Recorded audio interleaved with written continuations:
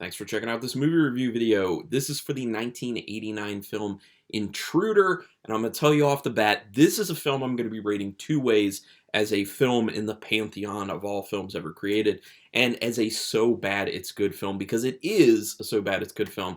Plenty of entertainment with this film. I will say up front, also, pacing is not great with this, but the fun that is baked into this film mitigates that, in my opinion. I'm a big proponent of having good pacing, so when a film really gets bogged down with bad pacing, it can take a decent amount to get me to actually still like the film, but this one had plenty to keep me happy, even though the pacing's not great.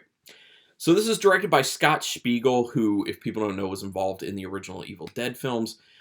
He directed From Dusk Till Dawn 2, Texas Blood Money, which I need to do that franchise at some point. My Name is Modesty, a Modesty Blaze adventure. Hostel Part 3, I have not ventured into that one. Here it's not great. And Spring Break 83. I don't know. Written by Spiegel as well as Lawrence Bender, who doesn't have any other writing credits. Bruce Campbell has top billing in this film, but guess what?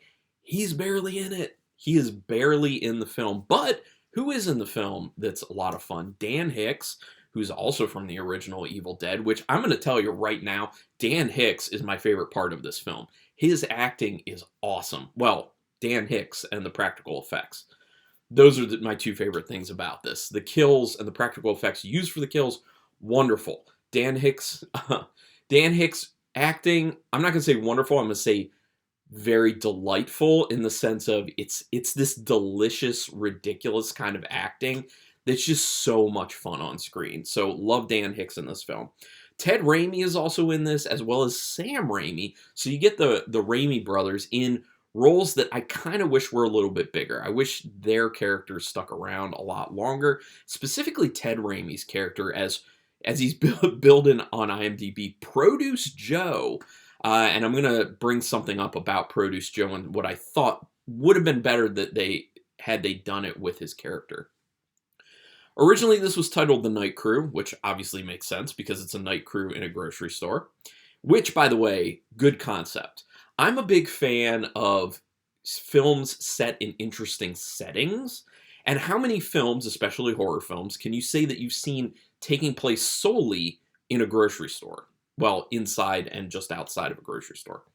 Not really many. So it's fun to get these types of things, especially with a film like this that feels like it really explores the space that's being used. So you just get to see so many aspects of it, and the characters over here, over there. And I think for that reason, the use of the grocery store was good, because you're able to keep characters reasonably separated, and it makes sense while they're picked off one by the killer. So I like that. Apparently, trailers for this film actually revealed who the killer was. Not smart. Just goes back to one of my reasons for not liking trailers and not watching trailers. Typically, unless I just kind of accidentally happen to see a trailer, or it's between, one of the two trailers that is sandwiched between the episodes of The Last Drive-In when it's on. I see those, but other than that, I don't look for trailers. I do not, because they tend to reveal too much, and in this instance, apparently they revealed way too much. So, yeah. Supposedly, Tobe Hooper was supposed to direct this at some point. Don't know what happened there. Don't know if that's even true, but it's rumored that Hooper was supposed to do it, which, I'm going to say it would have been interesting to see what Hooper would have done with it, but I'm also going to say that I think that it's done fine. Spiegel did a good enough job for what this film is, in my opinion. And he had a lot of really interesting shots, which I'll talk about as I continue to go on. The foreboding music in this gets started early and often. That's one of the things that I really didn't like. This is kind of like a sign of the times thing. A lot of heavy soundtrack, a lot of blaring at you, yelling in your face as an audience member, trying to tell you what to feel. So it's very over the top. It's just kind of screaming at you in the face. And that is kind of how this is. And it starts with it pretty early. So I didn't like that aspect of it. But this is one of those things that was very common at this point with these films. So you just kind of have to accept it. But I'm going to call it out. I always do. Craig presents himself as a very obvious red herring very early on. it is so obvious. They go so hard on Craig in the beginning that you're just like, there is no way he's the bad guy. And in the end, he actually turns into somewhat of a good guy, we find out, especially when he actually ends up being the one who takes out Bill.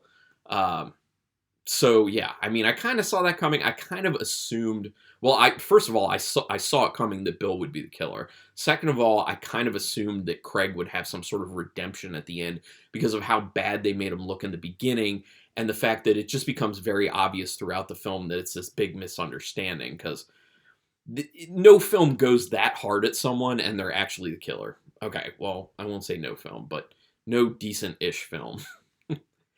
The fight that breaks out with Craig is hilarious. The first one where he shows up and he's, bothering Jennifer, and then other people get involved.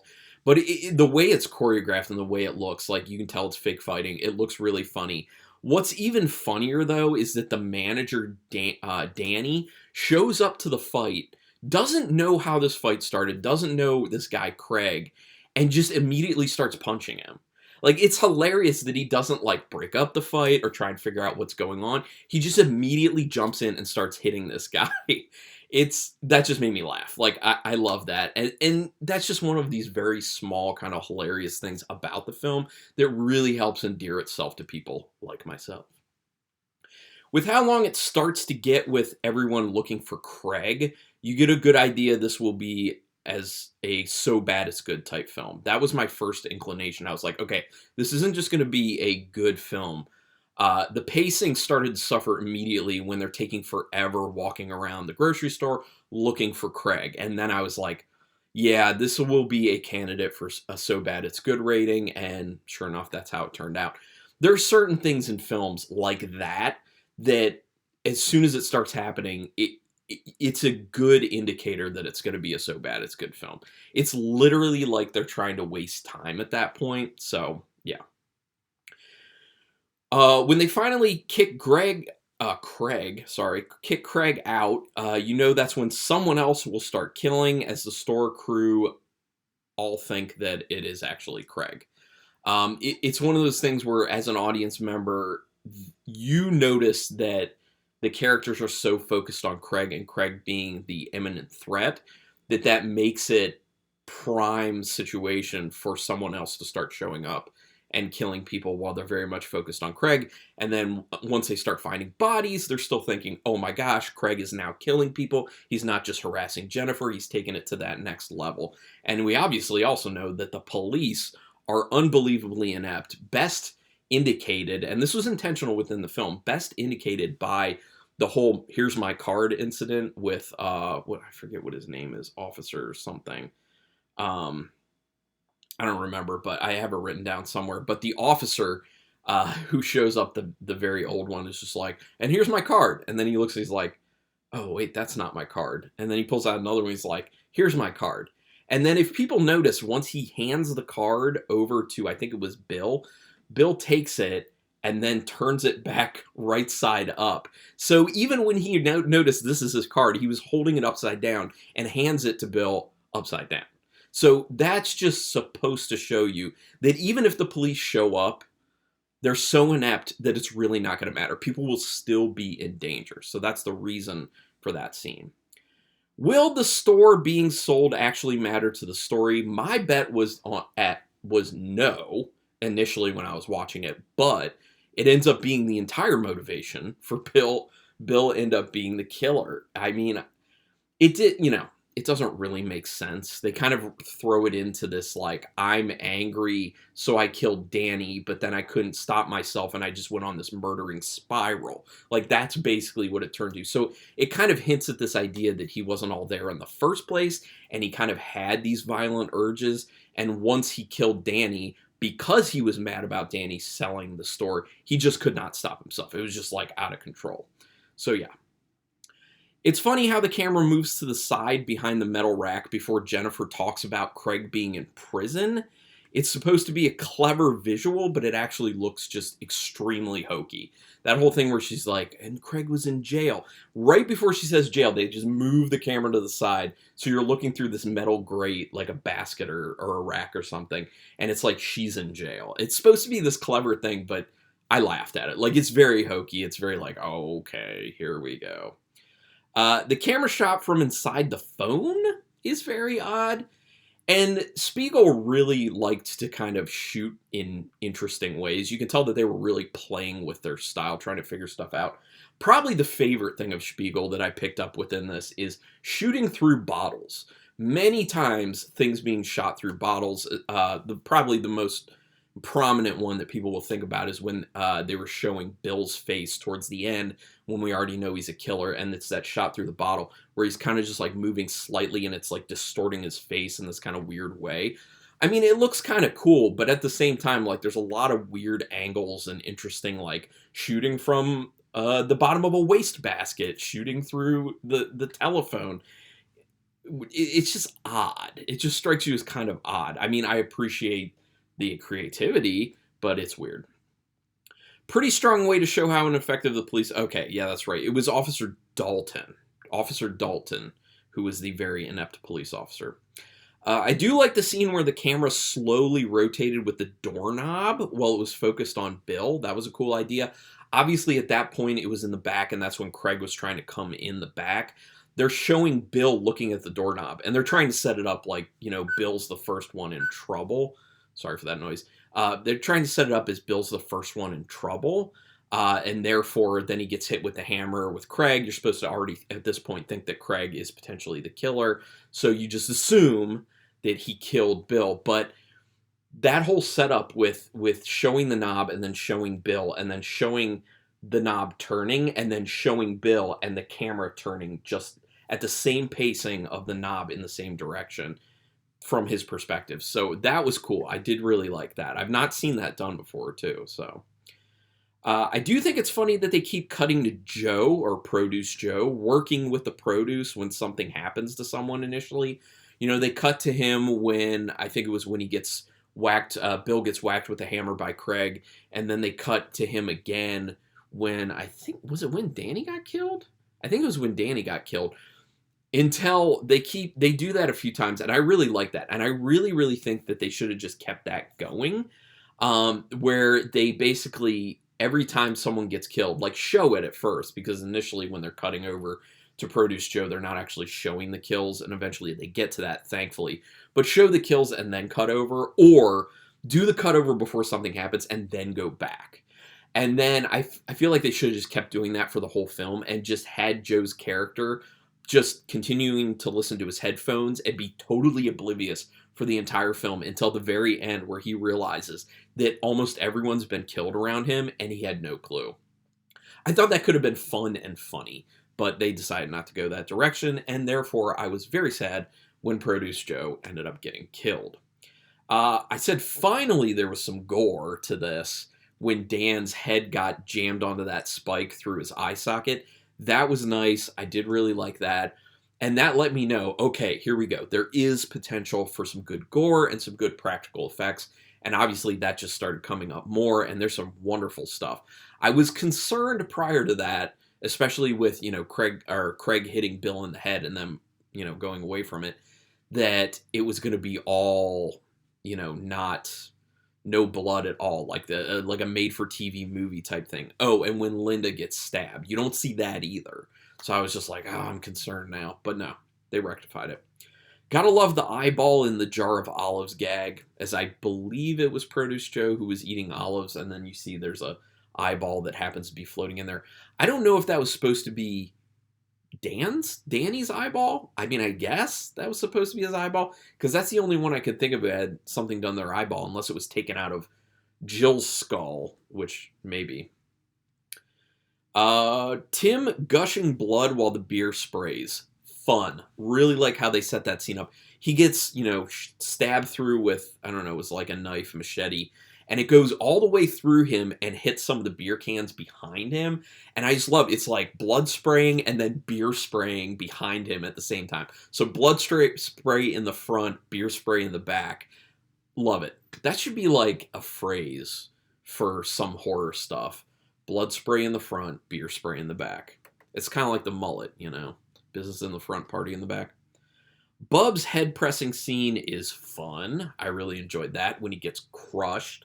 And the great thing is that they did shoot that in a really good way where it's kind of like showing how slowly it's going and then showing that his head's being held there. So like, you know, it's coming and just the tension of it is killing you. And you're wondering, how graphic are they going to get with this? How much are we going to see? Will it be enjoyable? And yes, it's very enjoyable because that head's just, yeah, nice. Solid joke with the severed feet in the restroom stall. I think it was it Dave who was going to the bathroom and then he sees the feet in the stall and he thinks it's Bub, I think. And then he just goes and checks and it's literally like severed at the ankles shoes. And he's just like, oh, what a gag. And it's like, as the audience member, you're like, not a gag. That's someone's feet. I do like how Dave has no interest in actually helping Danny when he finds him when he's bleeding from the eye. When he goes into like that kind of, I was going to say like attic space, but it's not really. It's just kind of the office space where Danny was. And Danny kind of like jumps out, scares him. So I understand initially him just being like, oh my gosh. But then he sees he's in trouble. He sees he's hurt, but he's not concerned. Like he just goes to look to see what's going on with Jennifer. And he literally is just like, whatever with Danny at this point. And I just kind of found that funny that he's just like, I could care less about this guy. He's going to have to figure this out on his own. Yes, Dave's head getting sawn in half. Awesome. Love that scene. It's my favorite kill in this film. I'm sure it's a favorite kill for a lot of people who have seen this film. That's head sawing scene, wonderful. Then there's a gag later where I think it's Dave as well, who's cut in half, and there's a sign as a joke that says half off. I really did like that. I thought that was pretty funny. But yeah, that head sawing scene. Love it, love it, love it. Jennifer coming across all the dead bodies is a good way to feature the practical effects more. So you're seeing well after the kills actually happened. You get the chance to look at that again. It's obviously the best part of the film, in addition to, like I said, Dan Hicks's acting. So yeah. Bill is the killer. I knew it, because you don't see him get killed by Craig. Now, I'm assuming that the reason that they, just thinking about it now, the reason they don't show anything happen to Bill, like they don't show any gore or anything with Bill, is because obviously he was not killed. He ends up being the killer. But I think maybe the fact that they don't show that with Linda right after Bill is to lull people into this sense of, oh, okay, well, we're not necessarily going to see the gore for everyone. And that is kind of supposed to not lead people or not tip people off to the fact that Bill could still be alive. Bill could be the killer. Just my thoughts on it. So I think that's why they did that, which, is pretty smart. I mean, the thing is, audience members, I don't think were as analytical about horror when this film came out and about film in general. So we kind of watch films in a very different way now, and we're kind of looking for those types of things. Or maybe it's just me. I don't know, because I'm watching from an analysis standpoint, so I'm really paying close attention. Had I watched this in a much more relaxed way, maybe I wouldn't have picked up on that. I don't know. The severed head gag is fun. I did like that with Bill using, I think it was Danny's severed head, especially paired with Dan Hicks's acting, because it's kind of ridiculous and over the top and awesome. And then Craig actually being beaten with the severed head takes it to that next level of fun and ridiculous. And that is what I like about this film when it delivers this stuff. There's just those great nuggets of just fun ridiculousness.